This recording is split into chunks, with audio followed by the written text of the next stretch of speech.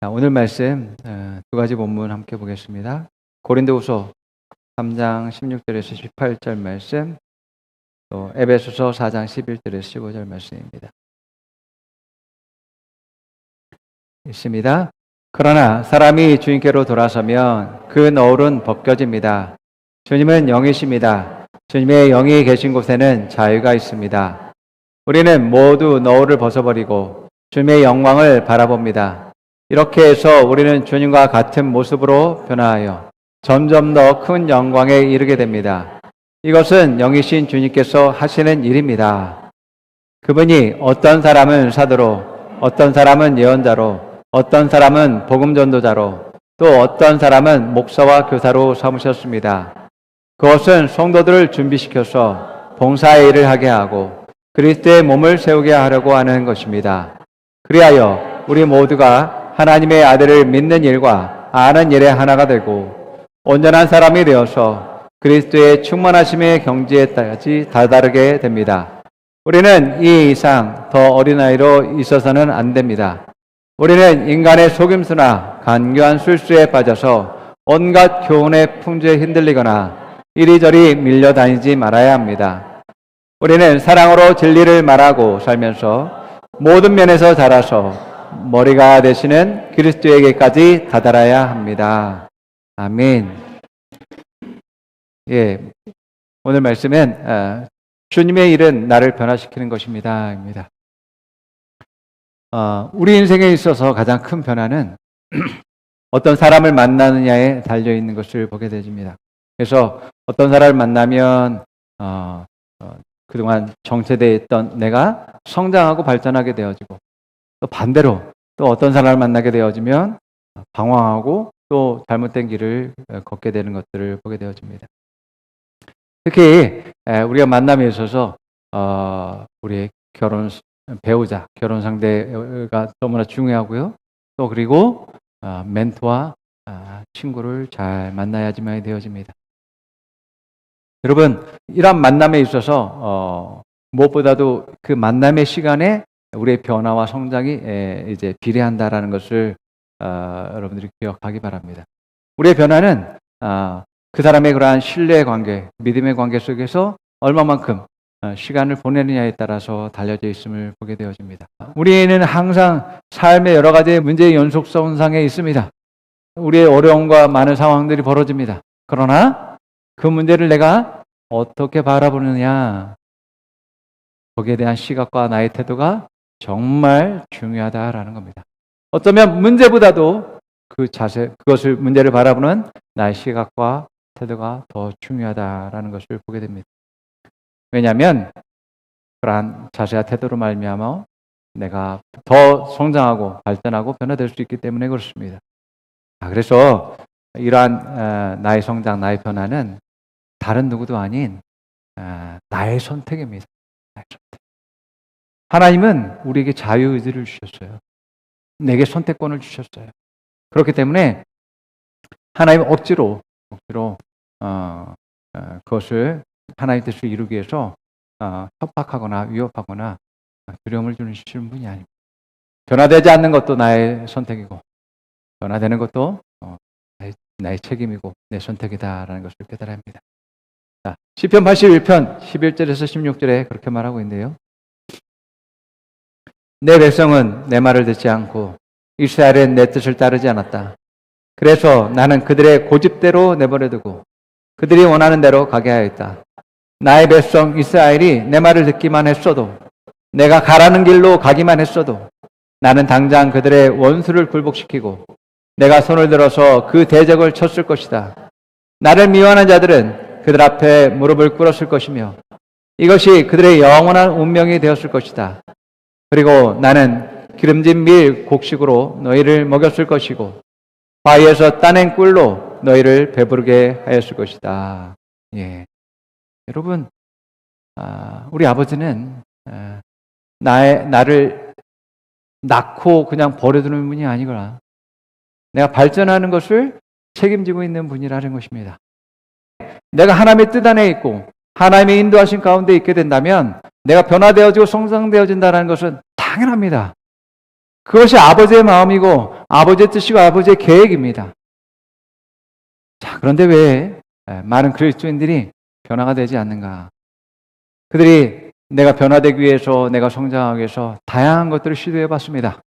이것저것들을 해봤고 또 여러 전문가들을 만나고 그들의 도움을 받았습니다. 그러나 그들의 진정한 삶의 변화는 이루어지지 않았습니다. 왜 그럴까요? 다른 건 다 했어도 하나님 뜻대로는 하지 않았습니다. 우리가 변화되지 않는 많은 이유들은 나의 고정관념, 또 율법적인 사고들과 합리적이고 과학적인 그러한 사고방식 때문에 일어나는 것들을 보게 되어집니다. 예, 여러분, 변화라는 것은, 성장이라는 것은 지금의 수준에서 더 다른 차원으로 나아가는 것을 의미합니다. 자, 그렇기 때문에 내가 가지고 있는 고정관념에서 벗어나야지만이 되어져요. 나의 사고방식에서 벗어나야지만이 되어진다라는 겁니다. 내가 하나님 말씀과 일치되지 않는다면 다르기 때문에 내가 변화되어야지만이 되는 거죠. 하나님이 바뀌는 게 아니라 내가 더 하나님보다 능력이 없고 하나님보다 지혜롭지 아니하고 또 하나님이 나를 낳으시고 내게 생명을 주신 분이시기 때문에 하나님 놀라운 계획들을 가지고 있는 분이기 때문에 변화는 내가 해야지만이 되어집니다. 그래서 하나님의 뜻과 말씀과 인도하심을 받아들일 때 그때 우리 인생은 변화가 일어나게 되어집니다. 그 실로암 연못에서 이제 눈을 씻고 눈을 뜨게 된 그 소경에 대한 이야기를 우리가 잘 알고 있습니다. 이 사람은 예수님을 만나면서 그의 삶이 변화된 것을 경험한 사람이었습니다. 누가 이 소경을 통해서 하나님을 만나게 되는 일들이 있을 줄을 누가 생각했습니까?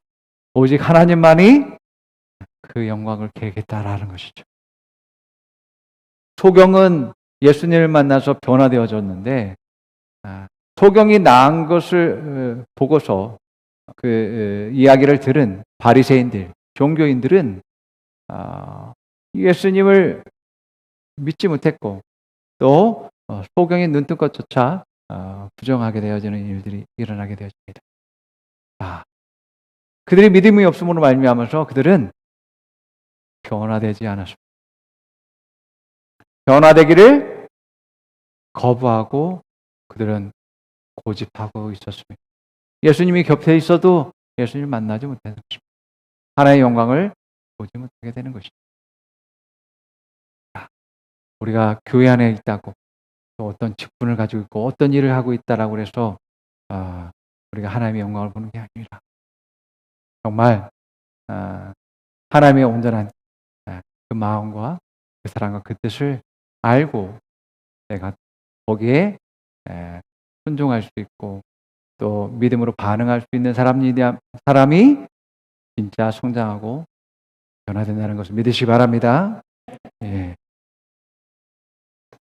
하나님은 우리가 변화되기 원하고 성장하기 원합니다. 그리고 하나님은 그것을 위해서 일하시는 분입니다. 그래서 나의 성장을 위해서 하나님 구원을 계셨고 변화를 위해서 나의 구원을 주셨고 또 내가 하나님의 생명과 능력과 권세를 가지고 살도록 성령을 주셨습니다. 성장과 또 성공의 삶을 위해서 사명을 주셨습니다.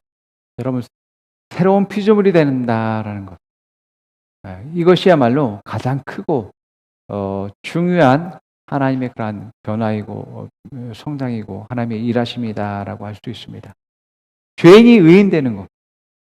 또 놀라운 일이죠. 또 저주와 질병과 고통 가운데서 죽어야 되는 그러한 사람이 하나의 축복과 또 부유함과 건강함을 가지고서 살아가도록 하나님께서 이제 만드셨습니다. 여러분, 우리가 아무리 성공했어도 그 성공한 것이 영원하지 아니하고 또 내가 세운 모든 것이 허무함으로 끝나버리는 그러한 인생들인데 하나님은 나를 그러한 삶으로 만드시지 않고 내게 영원한 그러한 삶의 목적과 뜻을 주셔서 내가 계속해서 성장하고 발전할 수 있는 그러한 사명들, 계획들을 주신 것을 보게 되었습니다. 자, 이런 모든 것들이 우리의 삶의 큰 변화이자 또 성장의 길임을 보게 되어집니다. 내가 어떤 존재이고 또 무엇을 목적으로 어떤 방향으로 살아가야 되는지에 대한 분명한 인식들이 우리가 가질 때에 내가 더 성장하고 발전하게 되어진 것을 보게 되어집니다. 하나님은 모든 사람이 변화되어지고 성장하기 원합니다. 그래서 모든 사람이 구원받기를 원하시고 또 그들에게 예수님을 보내주신 것을 보게 됩니다. 요한복음 3장 16절에서 17절 말씀입니다.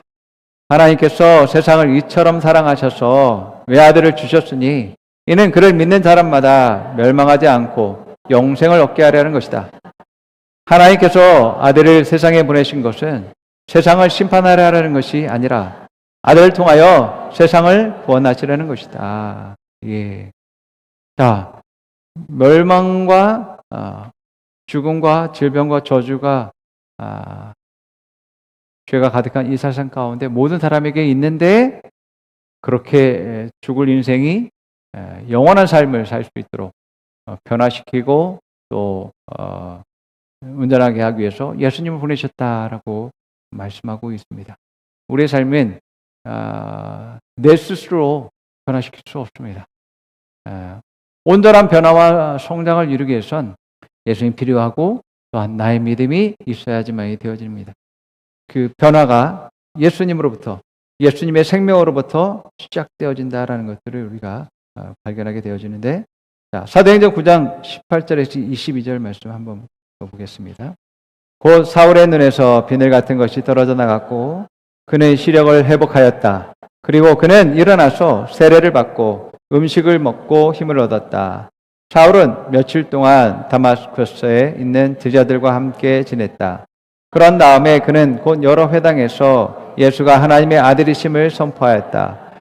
그 말을 듣는 사람들은 다 놀라서 말하였다. 이 사람은 예루살렘에서 예수의 이름을 부르는 이들을 마구 죽이던 바로 그 사람이 아닌가. 그가 여기 온 것도 그들을 잡아서 대제사장에게로 끌고 가려는 것이 아닌가. 그러나 사울은 더욱 더 능력을 얻어서 예수가 그리스도이심을 증명하면서 다마스쿠스에서 사는 유대 사람들을 당황하게 하였다. 예. 이 사울이라는 사람이 예수님을 만나고서 놀라운 변화를 이제 가져왔습니다. 그의 인생에서 획기적인 그런 변화였고 가족의 변화이기도 하고 그를 알고 있는 모든 사람들의 변화이고 유대인들과 또 이방인 소아시아와 로마의 변화까지 일으키는 변화의 주역이 되어진 것을 보게 되십니다. 그런데 이 과거의 이 사울은 어려서부터 율법을 공부해서 이제 유명한 그러한 스승 밑에서 그가 자랐습니다. 가말리엘이라는 그러한 이제 선생 밑에서 이제 공부를 했는데 그 교리로 이제 예수님을 판단하고 예수님을 정죄하고 교회를 핍박하고 성도들을 죽이는 일들을 했었습니다. 이렇게 교회를 핍박하고 하나님의 사람들을 죽이는 일을 했었던 사람이 예수님을 만나고서 놀랍게 변화가 되어진 것들을 이것은 철저한 하나님이 이 사울을 변화시키기 위한 성장시키기 위한 계획이었다라는 것을 볼 수가 있습니다. 그래서 예수님이 그를 찾아가서 만났고 아나니아라는 그러한 이제 평신도를 통해서 그의 눈을 뜨게 하고 성령으로 충만하게 했던 것들을 보게 되었습니다. 그가 이제 기도하면서 또 이제 복음을 이제 전파하기 시작합니다. 유대인 회당에 들어가서 복음을 전파하고 또 제자들을 만나게 되어죠. 교제하게 되어죠. 그래서 또 안디옥 교회에서도 이제 사람들을 가르치고 세우는 일들을 하게 되어졌고 선교사로서 파급성되는 그러한 일들이 일어난 것을 보게 됩니다. 그래서 전 유럽에 복음을 전파하는 그러한 일들을 바울이 하게 되었습니다. 자, 이러한 바울의 변화는 하나님이 하신 것이고 그 개인적으로 바울 자신도 그렇고 주변에 있는 모든 사람이 그 변화를 경험하게 되어지는 일들이 일어나게 된 것입니다. 이렇게 주님을 만나고 그 사람이 변화되고 성장이 되어지면은 그 변화가 다른 사람들을 변화시키고 또 가정을 변화시키고 직장을 변화시키고 사회를 변화시키는 일들을 하게 된다라는 것을 보게 됩니다. 자, 하나님은 이렇게 우리의 성장과 발전을 위해서 쉬지 않고 일하신다라고 말합니다. 왜냐하면 하나님의 기업은 나이기 때문에 그렇습니다. 하나님의 일터는 나이기 때문에 그렇습니다. 자, 시편 33편 12절 말씀 한번 봅니다. 시편 33편 12절. 주님이 그들의 하나님이 되시기로 한 나라 곧 주 하나님이 그의 기업으로 선택한 백성은 복이 있다. 예. 하나님이 기업으로 삼은 백성, 사람들을 말씀하고 있음을 보게 되어집니다. 그래서 하나님의 일터가 바로 영혼들이기 때문에 바로 나의 기업은 하나님과 마찬가지로 물질이 아니라 영혼들이고 생명들이라는 것을 알 수 있습니다. 그래서 우리가 성경을 통해서 하나님이 어떻게 일하시는지, 어디에서 일하시는지 우리가 보고 배운 것처럼 나도 아버지의 그러한 기업을 이은 상속자로서 나도 똑같이 그 기업의 일꾼으로서 쓰여지고 부름받았다라는 것을 우리는 깨달아야지만 되어집니다. 그래서 내가 기업을 일구는 데 있어서 가장 중점적으로 생각해야 될 것은 밭도 땅도 주택도 어떤 물질도 아니라 사람에게 있고 사람의 영혼에 있다라는 것을 항상 우리가 기억해야지만 되어집니다. 그럴 때에 나도 성장할 뿐만 아니라 또 다른 사람도 변화를 갖고 더욱더 성장하게 될 것들을 보게 됩니다. 자, 우리가 새로운 피조물로서 지속적으로 성장하고 변화하는 것은 말씀과 성령의 인도를 받을 때 성장하고 발전하는 것을 보게 됩니다. 이 성장과 발전을 위해선 무엇보다도 내 생각과 내 뜻보다도 하나님 말씀에 하나님 뜻에 이제 내가 맞추는 것이 더욱더 필요하다라는 것을 여러분들이 생각해야지만 됩니다. 우리가 성경 말씀 가운데 부자 청년이 있죠. 부자 청년은 부자의 삶의 방식을 가지고 있는 사람이었습니다. 부자가 예수님께 찾아와서 영생을 얻고 싶대요. 영생. 그런데 이 영생은 부의 사고방식, 부자의 삶의 방식과는 다른 사고방식입니다, 여러분. 이 영생을 얻기 위해선 부자의 사고방식을 버려야지만이 되어졌습니다. 마태복음 19장 21절에서 24절 말씀입니다. 예수께서 그에게 말씀하셨다. 내가 완전한 사람이 되려고 하면 가서 내 소유를 팔아서 가난한 사람에게 주어라. 그리하면 내가 하늘에서 보화를 차지하게 될 것이다. 그리고 와서 나를 따라라. 그러나 그 젊은이는 이 말씀을 듣고 근심하면서 떠나갔다. 그에게는 재산이 많았기 때문이다. 예수께서 제자들에게 말씀하셨다. 내가 진정으로 너희에게 말한다. 부자는 하나님 나라로 들어가기 어렵다. 내가 다시 너희에게 말한다. 부자가 하나님 나라에 들어가는 것보다 낙타가 바늘기로 지나가는 것이 더 쉽다. 예.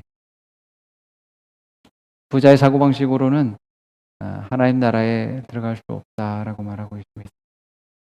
왜냐하면 그 돈을 내려놓을 수가 없기 때문에 그렇습니다. 자기의 그러한 성공의 방식을 내려놓고 하나님의 성공의 방식을 그가 선택해야지만이 되어졌습니다. 그래서 돈이 아니라 영원한 이 생명은 섬김으로 나아가야지만 돼. 네가 네 것을 갖는 그런 삶이 아니라 주는 삶으로 바뀌어야지만 돼. 자기중심적인 그런 사고방식에서 이제 하나님 중심의 주님을 따르는 그런 삶으로 바뀌어야지만 돼. 나를 따라야지만 네가 영원한 삶, 영원한 생명을 얻게 되어지는 거야. 너의 사고의 전환이 일어나야지만이 네가 변화되어지고 성장할 수 있어라고 말씀하고 있는 것을 보게 되어집니다. 여러분들이 말씀을 먹지 못하면 성장과 변화를 이룰 수가 없습니다. 하나님의 말씀은 우리의 성장과 변화를 일으키기 때문에 그렇습니다. 우리가 말씀을 먹지 못하면 문제에 대한 하나님의 뜻을 알 수도 없는 것이죠. 하나님의 뜻을 알지 못하기 때문에 그 문제에 대한 하나님의 말씀에 대한 믿음을 갖지 못하게 되어지는 것이고, 믿음이 없기 때문에 그 문제를 해결할 수 없게 되어집니다. 그래서 성장하기 위해선 내가 하나님 뜻을 알고 그 말씀에 믿음을 선택하고 또 그 문제 상황 가운데서도 믿음으로 나아가는 일들을 하게 될 때 문제가 해결되어지고 성장하게 되어진다라는 것을 우리가 깨닫고 알고 행해야지만 된다라고 합니다. 예. 하나님의 이 말씀은 우리의 성공의 방식이고 또 삶의 방식이 되어진다는 것을 여러분들 믿으시 바랍니다. 분야에도 성장의 단계가 있죠. 예. 그렇기 때문에 시기별로 이제 필요한 양식들이 있습니다. 그래서 내 성장의 단계별로 그 양식을 먹는 일들을 일어나야지만 되어져요. 그래서 히브리서 5장 12절에서 14절 말씀 보게 되어지면 시간으로 보면 여러분은 이미 교사가 되었어야 할 터인데 다시금 하나님의 말씀의 초보적 원리를 남들에게 배워야 할 처지에 놓였습니다. 여러분은 단단한 음식물이 아니라 젖을 필요로 하는 사람이 되었습니다. 젖을 먹고서 사는 이는 아직 어린아이이므로 올바른 가르침에 익숙하지 못합니다. 그러나 단단한 음식물은 장성한 사람들의 것입니다. 그들은 경험으로 선과 악을 분별하는 세련된 지각을 가지고 있는 사람들입니다. 바울이 제자들을 가르쳤지만 계속해서 초보적인 수준에 머물러 있어요. 초보적인 수준에 있다라는 것은 그 쉬운 것들은 내가 하지만은 좀 믿음을 발휘해서 해야지만이 되는 상황 가운데서는 전혀 꿈쩍도 하지 않고 또 이제 움직이지도 않는 그러한 상황들을 말하는 것이죠. 말씀을 듣고 우리가 인식해야지만이 돼요. 인식하는 단계와 또 선악을 분별하는 단계와 또 순종하는 단계와 또 성장하는 단계, 믿음의 단계가 있다라는 것들을 우리가 알고서 행해야지만 되어집니다. 그래서 먼저 말씀을 내가 인식해야지만 되고 그 말씀을 통해서 어떤 상황이 부딪혔을 때 그것이 옳고 그름을 분별할 수 있는 지혜를 갖고 있어야지만 되어지죠. 내가 이것이 옳고 그르다라는 것을 아는 것뿐만 아니라 옳은 것을 선택하고 옳은 것을 행할 수 있는 그러한 믿음의 단계도 있어야지만 되어집니다. 그리고 그 믿음을 행했을 때 믿음의 결과를 얻고서 하나님이 이렇게 은혜를 주시고 행하셨고 또 공급하시고 일하셨네라는 것들을 통해서 더 믿음이 성장하는 단계로 나아가게 되는 것들을 보게 되어집니다. 이렇게 해서 장성한 믿음을 갖게 되어지는 것이거든요. 그런데 많은 사람들이 초보적인 수준에 계속 머물러 있는 것은 계속 이 단계 가운데서 계속 실패하기 때문에 그렇습니다. 실패하면 계속 그 수준에 머물게 되어진다라는 것들을 보게 되십니다. 하나님은 우리가 성장하기 위해서 많은 것들을 예비하시고 준비하셨습니다. 그렇기 때문에 우리가 말씀과 성령 안에 있게 되어진다면 우리가 성장하는 것은 자연스러운 것이죠. 하나님은 나의 성장과 발전을 위해서 계속 일하시는 분이기 때문에 내가 하나님 뜻 가운데 내 자신을 드리고 순종의 발걸음 내디딜 때 내가 변화되어지고 성장되어질 것을 기대할 수 있습니다. 자, 여러분, 하나님은 여러분 한 사람 한 사람을 볼 때에 예수님을 보듯이 봅니다. 왜냐하면 내가 받은 생명이 예수님의 생명이기 때문에 그렇습니다. 내가 가지고 있는 그 본성이 예수님의 것이기 때문에 그렇습니다. 하나님이 나에 대한 기대하시는 것과 또 계획하는 모든 것들이 예수님 수준이다라는 것을 알 수 있습니다. 오늘 말씀 에베소서 4장 13절의 말씀처럼 그리하여 우리 모두가 하나님의 아들을 믿는 일과 아는 일에 하나가 되고 온전한 사람이 되어서 그리스도의 충만함의 경제에 다다르게 됩니다.